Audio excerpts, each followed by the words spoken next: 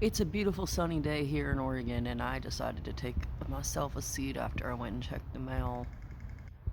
Um,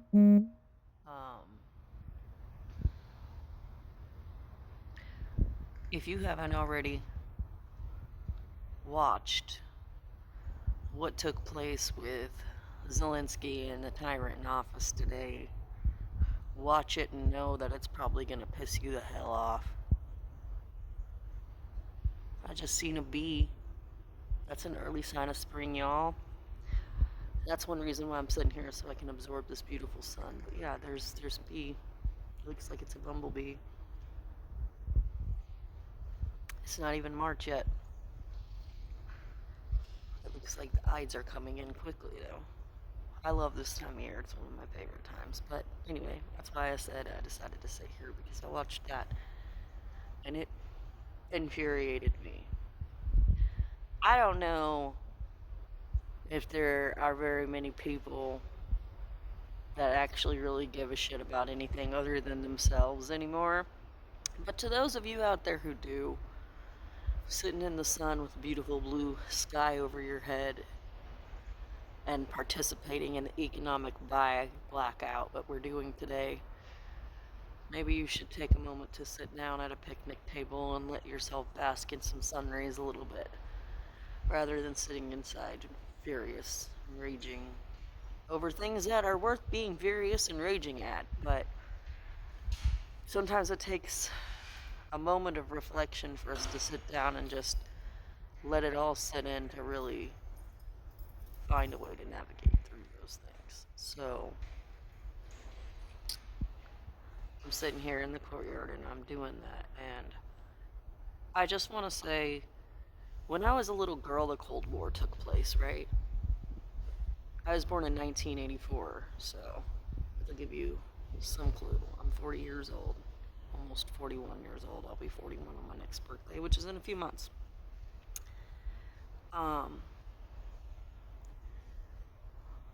Being a Soviet was a bad thing. It was a really bad thing.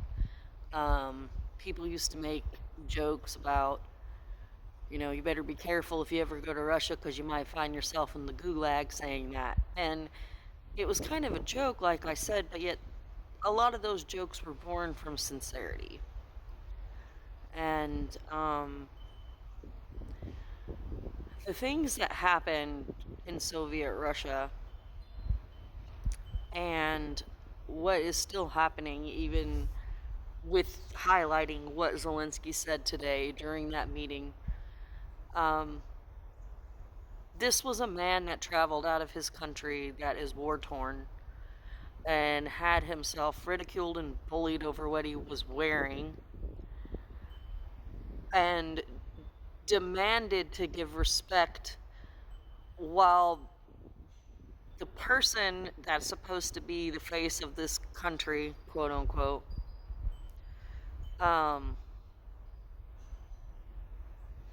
tore him down with his vice president. And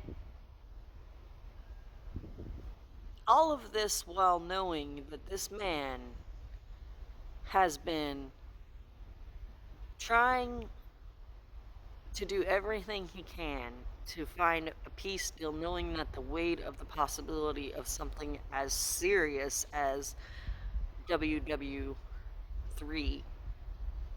is on him. And I said a few days ago, when I knew that he was going to go out there and come here to do this meeting over the mineral rights, that this was a terrible thing. Across the board, it's a terrible thing, and I could go on a tangent on the reasons why, but I'm just going to digress on that and continue with my original point here. I said that they were cornering him and pretty much giving him no other option and demanding he comply and bullying him. And that's what we basically just all saw. And if you haven't watched it yet, that's what you're going to see.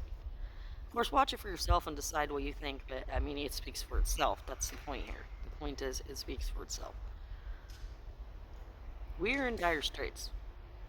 Never in my life did I actually really think I would see the GOP come to a point where they would have someone like this being their nominated electee, who is literally a Soviet-loving fucking bastard. Like, and you look back on our history and what different people that fought at different times, my uncle included, fought in the Gulf War, have countless relatives that were in the military, honestly,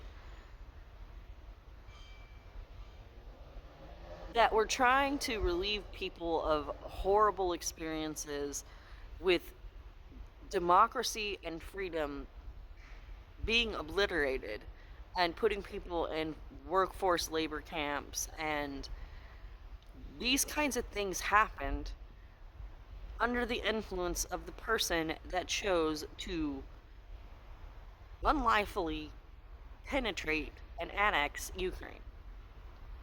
And why was this done?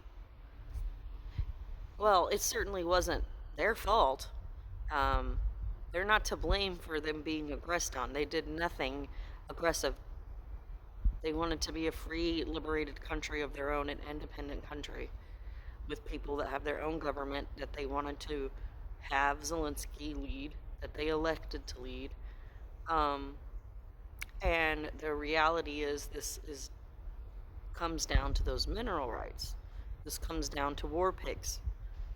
It's the same mentality that led to this tyrant making an AI video showing how he wants to turn the West Bank into an oligarch Riviera. And forget the people that are there. Oh, and they must not want to live there anyway because the conditions are just terrible. Did you ever ask them? No, you didn't. Because you just think that you get to make decisions for other people, and those are what should happen, and those policies and everything else that you dictate are what they need to comply with. And if they don't, well, then you'll just remove them by any measure necessary, and you'll find a way to do it. And then when people come to the table trying to find ways to seek peace solutions, your idea of a peace solution is to berate them on international television as a guest to your country that came, so that they can set up a deal for peace negotiations, knowing that the weight of WW3 is on their shoulders, and that they're a tiny country that's being sandwiched between two of the world's largest leading powers that are now run by two complete, absolute, asinine bastards who don't care about anything but the people that they decide that are cool by their loyalist standards and themselves. It is a goddamn shame. As a relative of many veterans that served in various branches of the military, it's fucking disgusting. And if you are one of the maggots, Trump supporting bastards that are still fucking believing in this shit, you're the most anti-American, backwards pieces of trash I've ever encountered in my entire motherfucking life. You are a cult. You have no humanity. You are so undignified. You are perverse. You are rotten. You are not to be respected. And demanding that you deserve respect and that someone needs to come presented like you're a cult leader of the world and that they don't look impeccably dressed after they came from a war-torn country, then they don't deserve the time of your day, because how dare they? Give me a fucking rest. You want to go bulldoze over the remains of countless hundreds of thousands of innocent people who were taken from this earth, who perished on Palestinian lands, and just build a parking lot and hotels and try to capitalize off of that experience of luxury in a place where it's haunted and stained by the things that were done there, that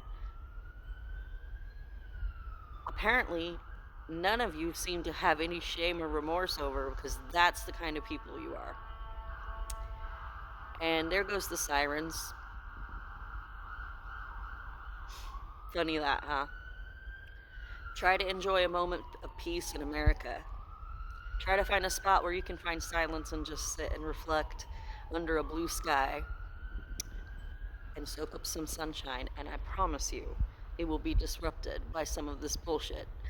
And it's all a trickle-down effect. So I really hope you're proud of yourselves, and I wish you a swift journey to the deepest